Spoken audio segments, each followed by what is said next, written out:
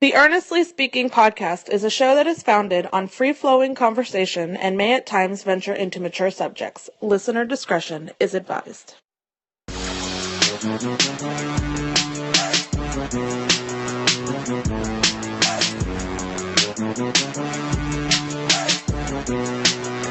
Earnestly podcast here, old friend, pod, Boston Jack. Hey, stranger, what's up? Hey, Super Bowl time. Yep, Super Bowl time. We always seem to be talking Super Bowls. I mean, this is about the time we met, isn't it? 14 years ago? Yeah. I actually trolled your son the other day with that. Did you? Yeah. He said it still bothers him that Giants Patriots Super Bowl 2007, 2008. Oh, yeah, that'll sting forever. I mean, even if we won 20 Super Bowls, that one will sting forever because that one we thought we had. But it's funny, new team, same results, and Tom Brady now going to his 10th Super Bowl. It's incredible. It really is.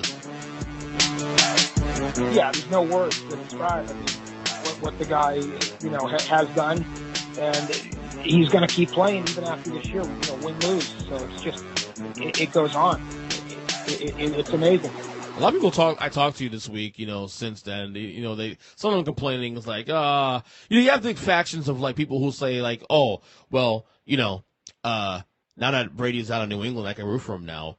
Then the other faction of people who like, geez, I can't get rid of these Patriots fans. All these Patriots fans migrated from New England to Tampa, and because of Brady, they can't get rid of Brady, no matter where he goes. Well, I mean, it's Brady and Gronk, and it's a good product. It sells. I mean, and that's what it comes down to. Brady put butts in the seats, and that's why he should still be in New England. He deserved to go out on his own terms. I mean, I'll say it, and we've had this conversation before. When 60,000 people go to Gillette Stadium, they go to see Tom Brady play. They don't go to see Bill Belichick coach. Nobody goes to see Bill Belichick coach. I'm not saying he isn't the greatest coach, but I mean, Brady should have been allowed to end the dynasty on his own terms, and they should have went out together. So, I think this is great that Brady made it. It's the same way he stuck it to Roger Goodell a couple of years ago. I mean, and I don't think he hates Belichick. I think he understands it's a business, but it's probably in the back of his mind somewhere that, hey, I'm playing the Super Bowl. And without question, back of his mind. It has to be back of his mind. He's a human being. I'm sorry. I mean, that alone probably drove him to get where he's at now this year. Is the whole his whole life is been overcoming doubts, and his whole story is centered around overcoming doubts, overcoming being the 6th round pick and the last quarterback in the 2000 draft and all that noise. That's the whole Tom Brady story, and now Bill Belichick is the latest victim of that. Yeah, I can see that, but I don't think Brady will ever come out and bash Belichick. That's not a style. I think, I mean, what Belichick did is what Belichick does. I mean, he lets the older players he cuts them. He's done it to everybody. I mean, maybe a year or two before they start to decline, and he just decided that it was time for Brady to go. And he probably made the decision a couple of years ago, and Kraft probably stepped in and forced his hand, but he couldn't do it again, without undermining, Belichick severely, to damage him. So, the decision was made. It was definitely Belichick's, and Brady hooked up with Tampa Bay, and the rest will be history. Win or lose next week. I mean, just the fact that he's there in the Super Bowl, and they're going to be good again next year too. Yep. So it's not like they're just going to go away. I mean, Brady's going to be back next year, and people are going to want to come there and play with him the way they used to want to come and play in New England. They'll sign for a year. Some of the stars, the free agents, they'll come and play. So he'll get what he needs. I mean, if he needs a third down running back like a James White, because that's kind of what they need. They got a couple of running backs who they're not what I would call sure-handed.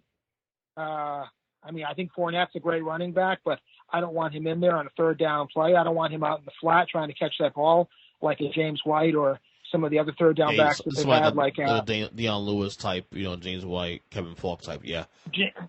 Kevin Falk, Woodhead and Shane Vereen. They have some really good third down backs. I mean, they kind of created it starting with Kevin Falk, who I think should be a Hall of Famer. You think so? Kevin Falk, I mean, think about he pretty much invented, and even before Kevin Falk, I mean, a guy like Roger Craig. Roger Craig should be in the Hall of Fame. Yeah, that's a travesty. No. That right there's a fucking travesty. Yeah. He's on the Hall of Fame. The Roger Craig is not in the Hall of Fame. Yeah. And then other guys that made that third down back, change the running back position. Roger Craig, Kevin Falk, a guy like Larry Centers, Danny Woodhead. Yeah, guys like that. They changed the game. Yeah. I mean, I got to look at the numbers of Falk again, but, I mean, I definitely agree with you on Roger Craig. One thing is clear, though, I will say, looking back now, a year removed from Brady leaving New England, is that Bill Belichick was not willing to let his team crater. Like, I think his mindset was, if we kept Brady until he decides to hang it up, whatever it may be, that it would risk him having a year where he had to have a bad year. Unfortunately for him, Brady leaves by virtue of Belichick not wanting to keep him. And I wouldn't necessarily say that the Pats crater this year. Because I'll be honest with you, considering everything, you look at everything in nuance with the players, with COVID, of course, players opting out last minute with the COVID. Then they had a situation for a couple of weeks where, like, they, missing players a couple of games because of COVID and not even to practice, all that. I got to be honest with you, for the Pats to be only 7-9 despite that is actually a miracle. Well, I think the way it all played out, I think Belichick actually did Brady a favor, because if he had played in New England, maybe instead of 7-9, they go 9-7, 10-6. Buffalo still wins that division. Buffalo was still a better team. Right. Brady would have been frustrated like hell. There would have been all sorts of fallout and fighting and backbiting and stuff, because you got to figure there still would have been no Gronk. Belichick never addressed the tight end situation. Nope. after Gronk left. It was never replaced. I mean, this is a professional football team. You rolled the dice with your kicker. Luckily, it was solid this year, but that was a big chance he took in not getting a solid kicker. Edelman went down, and it just didn't have. You just knew that there was something not going to fly up in New England, even with Cam Newton coming to the rescue. And I don't blame Cam. Cam did what he could. He was just put in an impossible situation. That wasn't. Cam came late. He came to the team late, not prepared at all. The team wasn't prepared because of all the COVID mess. I mean, he had receivers in and out of the lineup all year long. We hear already that he's not going to return to the team. I actually would have minded him come back to the team 1 year to see if we can turn it around, but that's their decision, of course. But I'll be honest with you, like, it's actually a miracle that they were only 7-9. Like, that, to me, that's not considered cratering. That's just considered being mediocre. To me, cratering is like a 3-13. That's cratering to me.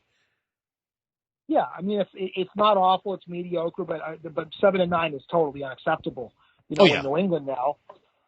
But it's not awful for mere mortal standards. I mean, 7-9 is, you were close. You were 2 or 3 games away, and there were 2 or 3 games they could have won easily. The Seattle game they could have won. The Buffalo game where Newton fumbled late in the game. So you turn those 2 games around, another game here and there, and instead of 7-9, you're 9-7, and maybe you're in the you're in the mix. So it was close. It wasn't a fall off the cliff kind of year. It was just it wasn't what we're used to kind of year up in New England, because it's 20 years of spoiled jerks.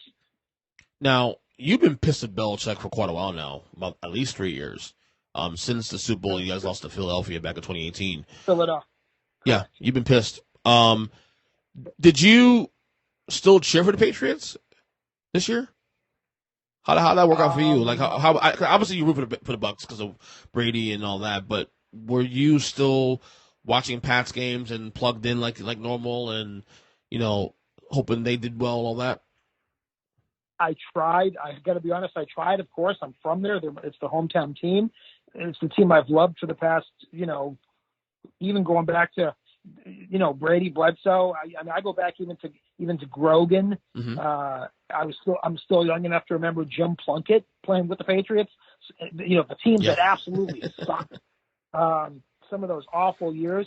I go way back with the Patriots, and I did. Of course, I flipped them on because it's the hometown team, but they did nothing for me. I could not like that team. And as much as I wanted them to win, it was like I am with basketball. You know how I am. I'm kind of lukewarm. I'll perk up, toward playoffs when the Celtics are making a run, but I don't really follow them. But they have the name Boston in them. Right. So, I tried to pay attention, but it wasn't an entertaining team. And I knew they weren't, even if they made the playoffs, they weren't going to go far. They just didn't have, a supporting cast for Cam Newton. That was not a Cam Newton offense. Right. So, this talk about the Brady-Belichick thing, who won the divorce and all that. Look, it's clear that Brady's winning the divorce right now, post-Patriots. But, what I don't like is this whole thing of throwing dirt on Belichick's grave now because he doesn't have Brady anymore. I think both things to be correct here. I think Brady is the greatest quarterback of all time, and I still think Belichick's the greatest coach of all time. Both can be right. Now, divorce-wise, Brady's winning the divorce, of course, but I don't feel comfortable with people just, so Belichick sucks now, all of a sudden. I think that's ridiculous. No, he doesn't. He doesn't suck. I never said he sucks. No, you didn't say that. Sometimes somebody who's that good can step on. You can step on. If it's big enough, you can step on your own dick, and that's basically what he did in the Super Bowl. No, I don't. I think your assessment of Belichick is a lot more consistent because you PO'd him back in 2018 when Brady was still there. Because of sometimes Belichick is so good he gets in his own way. Yeah, exactly. And I said it back then, even when they were winning. So the whole Malcolm Brown benching thing against the Eagles, I still feel to this day they left the Super Bowl on the table because Belichick tried to prove something. I can win without my best defensive player. You can't. You didn't have to. Okay, you proved your point. Throw him in the second half. You need to make a stop. One stop could have won that game, and you wouldn't let go. He's very stubborn. That's quite clear. He is very stubborn. Yeah. Now I will say of Brady, as great as he was this year, like the game was Green Bay, he wasn't particularly spectacular. I mean, he threw 3 picks. Now, granted, I would say 2 of those picks weren't really necessarily his fault. They were tip balls, right? But it wasn't like Brady was playing a phenomenal game. He played good enough to win. And if Green Bay doesn't capitalize on some of those turnovers, we may have a different result. Right. Everything was clicking at the right time. Mm-hmm. And more than just Brady. The whole team started clicking. And I got to believe it's the work ethic. It's wanting to win for this guy. And everything just came about and they were peaking at the right time. Kind of like those New York Giants teams that ran the table the 3 years, the 2 years you guys got in, and you ran the table. I mean, you must see some similarities between the two teams. How they got in. Without question. They looked awful at points during the year where you're thinking, this team, even if they get in, they're not going to go, not going to go anywhere. But they peaked at the right time, and the Buccaneers are peaking at the right time. They're dangerous. They're a 3.5 point dog. But I think they're peaking, and they're dangerous. Kansas City's good. They've got some weapons, but I think this is a pick'em. I don't even think this is a 3.5 spread. I really think this is a pick'em coin toss. I really, and I think you'll see with the betting. I think you'll see with the betting trends. I think it'll stay 3.5, but I really think it's a coin flip. I really do. I really think it's a pick'em. I'm kind of surprised a little bit. I don't know if I texted you after the game on Sunday, but yeah, you did. Did I text you the game about the spread? You thought it was going to be 5. Yeah, that's going to be at least 5. And right now it's 3.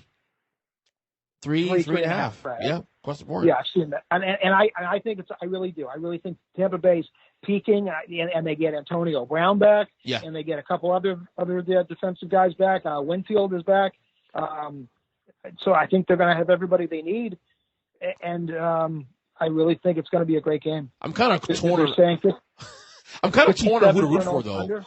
because I would love to see Brady get the 7th ring. To be honest with you, I would love to see that. But I do love Andy Reid. Pat Mahomes is amazing, obviously. I don't know. I'm kind of torn who to root for, honestly. Well, I think even if Mahomes lose, he's going to be back for the next 10 years. Yeah, he's so good. He can afford to take one and maybe learn from it. And Brady gets his 7th. That'll be something. And then next year he comes back again, and who knows? I don't know. I'm kind of like right in the fence here, man. I really want to see Brady get his 7th ring, honestly. But God, so good. I tell you what, though, you can't throw 3 picks against Kansas City and think you're going to get away with winning a game like that. You give Mahomes that many extra possessions to the game, you're done. Yeah, I don't think he's going to throw 3 picks. No. And so I'll be stunned and amazed if he throws 3 picks in that game. I think he's going to play conservative. He'll have Antonio back, and you'll see a lot more of those slant routes that he didn't go to. Yeah. Last game because Antonio was. I really think having Antonio. Antonio Brown, Mike Evans, and Chris Godwin all on the same team. That's sick. And Gronk. And Gronk, who's been kind of almost invisible. So yeah, he's got the weapons, and they're peaking at the right time. And the defense is starting to play good. The defense, was just as responsible, if not more so, for that Green Bay win. I mean, you shut down Rodgers. Nobody was shutting down Rodgers all year. Nope. And you did, and you shut him down twice.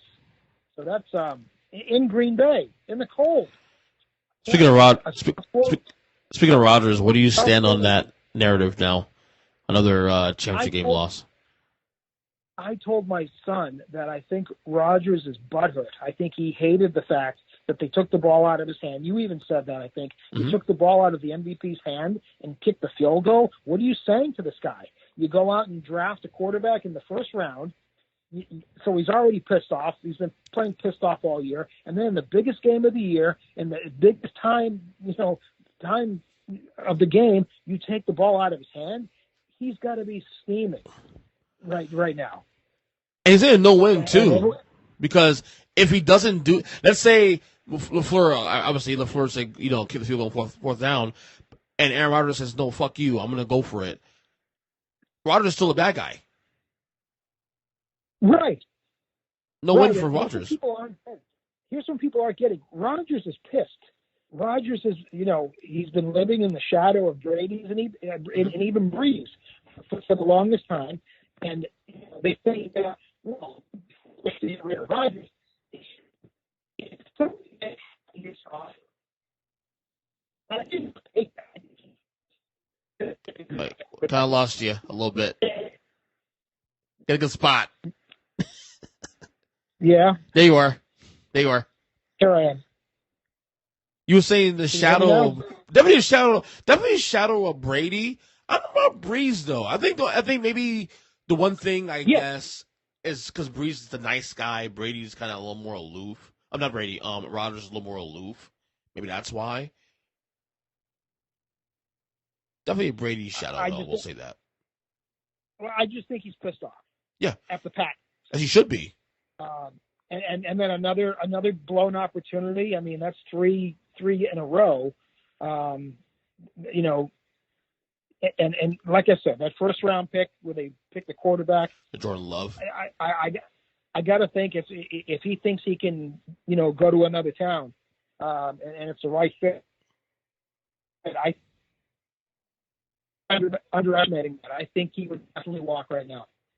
Well, I'll tell you right now, there's a lot of speculation last 72 hours since the game about his future and all that.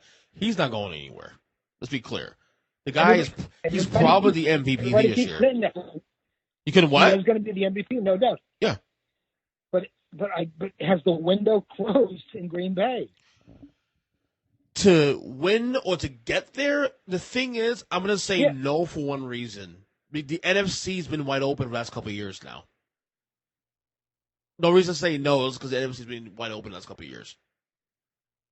Yeah. So at least getting to Super Bowl is actually within reach. I think Russell Wilson's in Seattle's a solid team, but because of Seattle's so inconsistent for a 12-win team, as you saw, lost in the playoffs, lost to the Rams. I mean, obviously the Buccaneers are going to be really good next year. But outside of that, the NFC is wide open. So they'll at least get to this spot next year. I mean, beyond that, it's probably a crapshoot. But I would say the window's open for another year, maybe two, in Green Bay, should I say. All right, but I just think if the right offer came along, because he knows he's out eventually. They drafted a guy in the first round. They know his replacement's sitting behind him holding the clipport. I mean, it could be another Patriot situation, like Garoppolo. Yeah, yeah, it could be. It could be. You're right, it could be, but I don't know. I just think right now Rodgers is pissed. And I'll say he should be pissed off. He's earned the right to be pissed off. Yeah. So Absolutely. Yeah. I don't think enough is being made of it, is what I'm saying. I don't think enough is being made. How pissed off Aaron Rodgers is right now. Right. So your early thoughts on the game so far? You really believe the Buccaneers will win this game?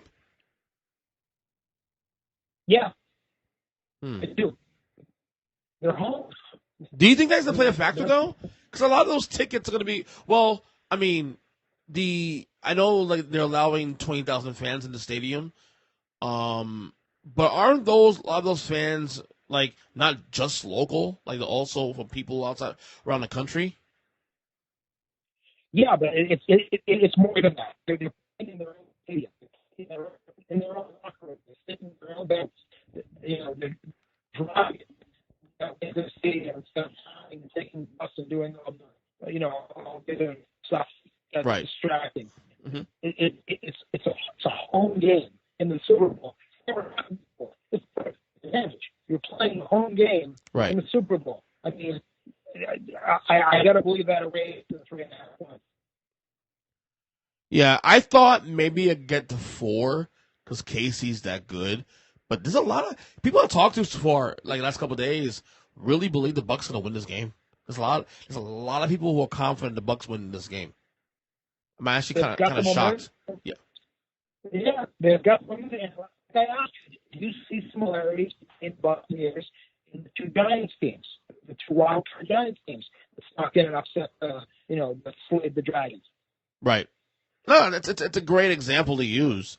And what's so sick though, you play 3 road games and then you're home. It's crazy. That's insane. That's the way it came up this year. Yeah. I will say this much though, it does feel like the stars are aligning for Brady again. The stars align, absolutely. Yep. It does feel that way, and that's why if the Chiefs win this game, Mahomes should definitely get his props. Right, he'll be in the conversation. I mean, it'll be. We'll see what he does over to keep it up over the next 10 years. But yeah, he'll definitely be the heir apparent. Mm-hmm.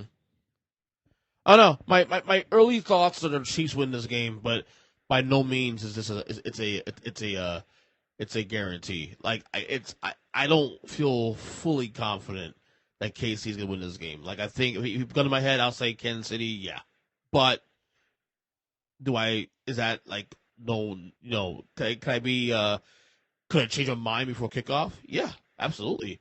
As you said, this Bucs team's playing with confidence. I mean, Tom, not just Brady, but the defense, and they get the weapons back. Like I said, Antonio Brown's coming back and all that. Yeah, I can see the Bucs win this game. Absolutely. What was that? It's home game. I mean. Mm-hmm. I think I lost you. Hold on. Can you hear me? There you go. There you go. All right, back again. Yeah. No. We'll see. I'm looking forward to this game. There's actually of recent Super Bowls. It's definitely one of the most excited Super Bowls I'm looking forward to watching. Last year I wasn't that excited about the Niners Chiefs game. I wasn't really excited about the last 2 Pats Super Bowls. The last Super Bowl I was excited about, really honestly, like this, was probably the Seahawks Pats game. Yeah, that was a good game. Yeah, Of course, and the hype And was a good ending. yeah. Oh yeah, absolutely, One for the ages. absolutely. One for the ages. So we were talking a little off topic here, but we were talking yesterday. Like you're the one that actually made me aware that the Hall of Fame, baseball Hall of Fame voting was going on yesterday. I forgot about that.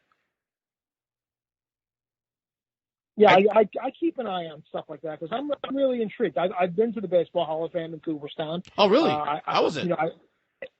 It's great. Absolutely, I recommend it. It was probably the greatest day that we've had as a family. It was a perfect day. Everything just fell into place. We just had a great family day. Right. And it was such a laid back little town. Everything about that day, I'll never forget it. It was a perfect day. It's a great place. It's a great trip. I highly recommend it. Well, yesterday was the first time since I think 1960 that nobody got in. Wow. I mean, right. the closest was yeah. But you know what? And no one will notice because you still have the holdover from last year, so it won't even seem like nobody got in because actually people will get in because they still haven't inducted Jeter and the rest of the crew from last year. Right. So it won't seem like nobody got in, which will kind of bury the controversy that Curt Schilling is a Hall of Famer and didn't get in the Hall of Fame, and he's pissed, and he should be pissed. Absolutely. Let me be clear. I told you in text yesterday, I do not like that guy one bit. I'm not a fan of his commentary or whatever it may be. But, put aside all of that for a second. Look at his numbers. Is he a Hall of Famer? Yeah, I think so. Absolutely. He's 11-2 in the playoffs. That's one of the best, some of the biggest moments in history of the game in the playoffs. He was a really solid pitcher, regular season pitcher. He was 11-2 in the playoffs. I mean, look, I don't have to like the person to acknowledge how great he is. Yeah, I mean, Ty Cobb, for all practice, was the biggest prick that ever lived. He's in the Hall of Fame. Yeah. And there's a lot of other guys who aren't nice people that are going in the Hall of Fame. I mean, I think he eventually gets in. Like he said, he'll get in, when he's voted in by the Veterans Committee. I think he's pissed off. He doesn't care. He'll get in one day. He knows he's a Hall of Famer. He's pissed off. He has to be taken off the ballot, which they won't. They declined. Yeah, I saw that today. They declined that. But by saying that, he pretty much assured that he won't get in next year either, because I think next year the ballot's actually stacked. Ooh. So he wasn't. I think next year is trying to think is next year Ortiz and he's getting who in. else? Yeah, I think there's a couple others. And I think he's getting in too because even despite of some of the things that he was alleged of, did he have a PED charge also too, Ortiz? Schilling, no, absolutely not. You sure? Something not PEDs, positive. but maybe something different, or HGH or some shit. No, Schilling, absolutely not. No, not Schilling. Not Schilling. Ortiz. Oh yeah. Allegedly, he tested positive for PEDs, but So if fucking Ortiz is going to get in, probably again next year with doing that, then why the hell is Schilling should be in? Well, here's the thing. I'm glad you brought this up, and I'm going to use some colorful language here. Go ahead. Fuck. There's a lot of sports writers out of New York. Would you agree? It's the biggest market, so there's more easily. sports writers out of New York. Mm-hmm. I mean, let's face it. Schilling butt-fucked the Yankees on national TV and wiped his dick on their curtains. Yeah. They're not going to vote for him no matter what. So he ain't getting in. Then they should be voters then. Then they should be voters. They should fucking take the voters card, turn it in, and get new voters. Yeah, in a perfect world that would happen, but it's not. These people they're old school, they're proud, and they're pissed, and they're gonna. And they're fucking twats. Yeah, they are. They absolutely are. But they'll use the political angle where we can't vote for Trump. He's a conservative. He's a Trumper. So. This is what's fucked up, though, Jack. This is what's fucked up, and his hypocrisy, all that. Mariano Rivera is the only guy ever to go unanimous in the Hall of Fame, right? Yeah. He's Correct. one of the biggest Trump supporters out there. What the Yeah. fuck are you telling me right now? Yeah. Absolutely, but he kind of flies under the radar. Yeah, Schilling nice more, guy, Yankees. Schilling's a little more flamboyant in your face. Yeah, I've had issues with the baseball writers for a long time. To the point where, remember Dan Lebitard actually did a mock. He used to be a voter, and he got his relinquished after doing what he did. He actually did a mock. Who he actually asked his listening audience who should get in the Hall of Fame. Like he made them vote for it, and it pissed them off, and they pulled his voter's card. As they should. I mean, if you're not going to take it seriously, turn it in. But it was a protest. That's why he did that, because of the bullshit with the writers and their hypocrisy. There was a reason behind that. Yeah, and again, sports writers were such dicks, and I actually agree with Schilling. I mean, screw the sports writers, let the veterans. When he gets to the Veterans Committee ballot, the veterans will vote him in because he knows he'll eventually get in through the veterans. Yeah. Like I said, and we talked about it. I mean, Schilling is not in the Hall of Fame, but Jack Morris is, but Mike Mussina is. I mean, dude, I found out Barry Zito got a vote. Barry fucking Zito. Are you kidding me? Yeah. AJ Burnett got a vote. For the Hall of Fame, yeah. Yes. That is insane, Zach. It is. Good God. I don't know. Like I said, look, I want to sit here and defend Curt Schilling because I don't like the guy. But as a baseball player, he's phenomenal. He was a phenomenal baseball player. Should be a Hall of Famer, without question. You know? And here's a question now, too, going forward. What about A-Rod? Does A-Rod get in? You talk about a rehabbed player who's out. This guy was suspended for a whole year, disgraced. And all of a sudden now, the last 5 years, last 6 years, post-baseball, he's rehabbed his image in a big way. No, and I think not only A-Rod, but I think they all get in. I think Clemens eventually gets in. I think Bonds eventually gets in. I think Palmeiro eventually gets in. Sosa, McGuire. McGuire's actually the one who started it. So he actually might have to wait the longest, which is ironic. Well, he deserves to be in the Hall of Fame. But I really believe the others will eventually get in. To be honest with you, though, Mark McGuire is overrated as hell. Yeah. I'm not saying he doesn't deserve to get in, but if he doesn't get in, forget everything he's been accused of, whatever he admitted to. Like, forget all that. I still probably question him in because I don't think he was that good. Like, I think Canseco was better than he was. Canseco had more tools. No doubt he was, he was faster and could steal bases. Where McGuire hit your home runs, struck out or hit home runs. Well, here's our bottom line. Because everybody was doing PEDs. Everybody was doing it. Bottom line. And here's the thing. If you're going to hold folks back, especially Barry Bonds, for example, look, we know Barry Bonds did this shit, okay? I'm the biggest Barry Bonds fan on the planet. Like, he's my all-time favorite baseball player, okay? But if he's not getting in the Hall of Fame, then just shut the fucking thing down. There's no point in doing any more inductees because you know what? Everybody has flaws. Okay, and I'm the opposite of you. I don't like Barry Bonds, but he's a Hall of Famer. I can put aside my feelings for him. Roger Clemens was a prick. But I love Roger Clemens because he played for my team. I wear number 21 when I play because I was a Clemens fan growing up. He's a Hall of Famer. These guys belong in the Hall of Fame. Mm-hmm. But the comparison I don't like was when people start making Pete Rose. When you add Pete Rose into it, that's apples and oranges. Pete Rose did the unthinkable. He bet on baseball. I mean, not everyone was betting on baseball. Everyone was doing steroids. Everyone was betting on baseball. Right. So when you say, well, if you let Bonds and Clemens in, you got to let Rose in. No, that's where I draw the line. I draw the line of Pete Rose. I think it's possible Pete Rose gets in posthumously, actually. After he dies, because you add to the fact that Pete Rose was a dick. Well, he's still a dick. he's an arrogant, narcissistic dick. He's still So a when you dick. add that to the fact that he was a gambler, so it's hard to like the guy and overlook the fact that he bet on baseball and say, yeah, let him in. Yeah, I think he gets in after he dies.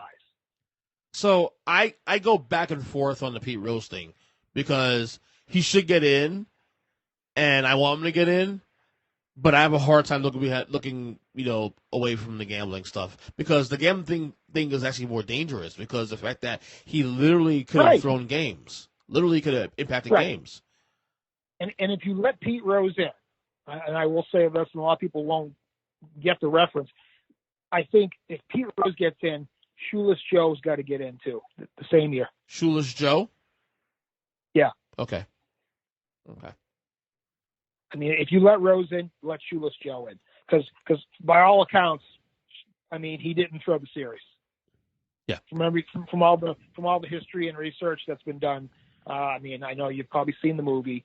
It's just he hit 308 in the series, hit the series only home run, played flawless D. I mean, let the guy in the Hall of Fame. He had a great career. He paid the price. He died, and he's dead. So if you let Rose in, put Shoeless Joe in. That's a good point. This is a good point. I know the only way I think you can get Pete Rose in now is say, well, he did that stuff, the gambling stuff, when he was a manager. So you can get him in as a player. He's being rewarded for his work as a player. That'd be the only way I can see that making it work. Yeah, and you're splitting hairs there because wasn't he a player manager? Around that time, he was accused of doing what he did? Yeah, wasn't he still not entirely sure? You could be right, though. You could be right. Because I thought he was still, and of course he's got the ego. If anybody would have activated himself, it would have been Pete. So I'm not sure. Yeah, I can see that happening. I can see him like being that guy. Say, oh, I'll hit cleanup today. Yeah, like old times. but I can't deny he was a great player. I can't believe he had Hall of Fame statistics. He played the game, hard. He played the game to win. You gotta admire that. His work ethic, Charlie Hustle. He had the a couple World Series rings. Basically, almost killed his best friend in an All-Star game because he played the game, like a nut. But he did what he did, and he committed the ultimate sin. Yeah, in baseball. Yeah, I do find it comical. Yesterday we were talking in text. You making a case of Curt Schilling and all that, and you were like giving the business to Jack Morris. Yeah. And I what's your beef with Jack Morris? Jack Morris. I have nothing against Jack Morris other than he's not a Hall of Famer. His stats weren't that good. I mean, he won a World Series, but is that the benchmark for getting in the Hall of Fame, winning a World Series? Then you got to put a lot of guys in the World Series. If all it takes is a ring, he just wasn't a Hall of Fame pitcher. He was good to very good, but 3.9 ERA in the Hall of Fame? No, 3.9 is it's like at least a run, higher than it needs to be. 3.9, we're talking. 2.9 is 2,400 strikeouts. Yeah, that's fair. For a 17-year career, that doesn't look like a lot, though. Yeah, 2,400 over 17 years is That's not a lot. How many wins did he have? Are you looking up his wins? The wins he had. I just saw right now. Hold on. He won 254 games. 254. I mean, that's a good amount. But I don't think he ever won a Cy Young. Let me see. Looking right now. Looking at right I now as we speak. I don't think he was ever an MVP. Okay, five-time All. Remember. Here we go. 5-time All-Star, 4-time World Series champion, won a World Series MVP, 2-time Major League Baseball's wins leader. He actually led the AL in strikeouts in '83, pitched a no-hitter in '84. He got it in a pretty big high number too, 87.5%. Wow. Yeah, that's nuts. So 87.5%, and his, I just think, and Schilling's not in. Will it make you feel better that it took him a long time to get in? He only got in like 3 years ago. Yeah, no, I mean, like I said, I don't hate Jack Morris. I don't think he's an awful guy. I don't think he wasn't a bad pitcher, but I just don't think he's a Hall of Famer. And when you start letting guys in like that in, I mean, where does it end? So it's from the benchmark just gets so much lower. So check this out. Start letting in. He might have benefited also from the steroids era because of the fact that around the time he was eligible to get into the Hall of Fame is when a lot of these guys who would have gotten in before him got busted for PEDs. Yeah, maybe. He may have gotten benefit because between 2000 and 2003, he never received greater than 30% of the vote. He got 40% in 2006. Then in 2010, he got 52% of the vote. Then he got into the 60s in 2012. So he gained momentum. He gained momentum late. Because the field started to get watered down. A lot of players that should have been in the Hall of Fame weren't getting the votes because they were, linked to PEDs. I get it. You're right. And he was elected by the Veterans Committee.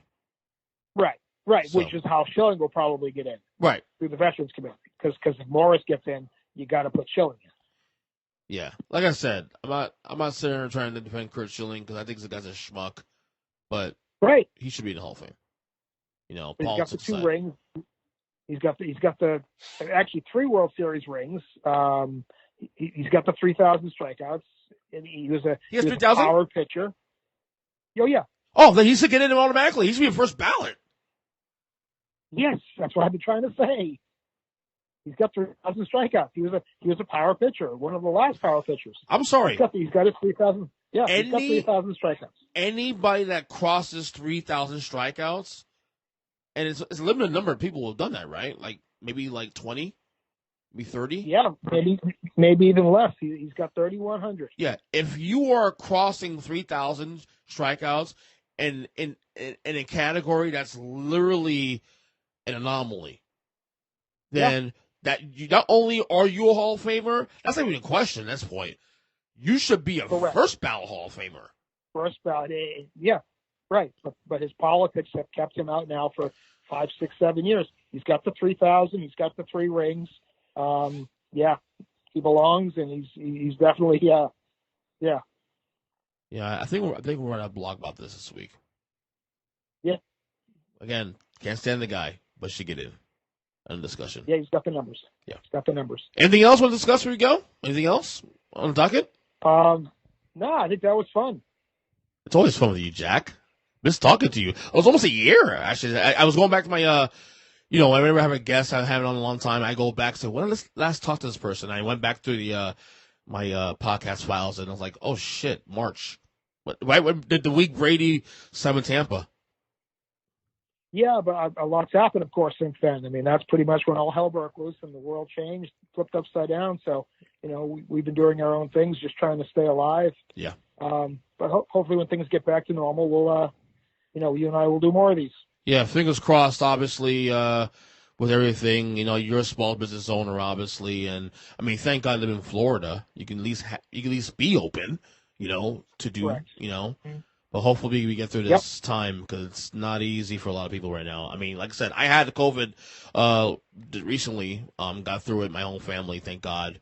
But I really want to get past this, man. Like, I'm hoping by the end of this year we are, if not fully back normal, at least functionally where we can at least get back to our old lives.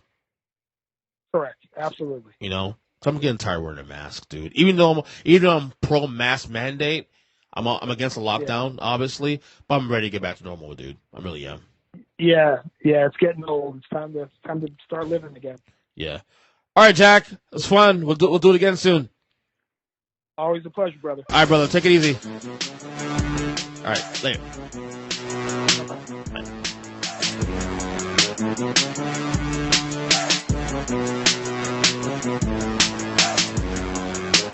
Bye.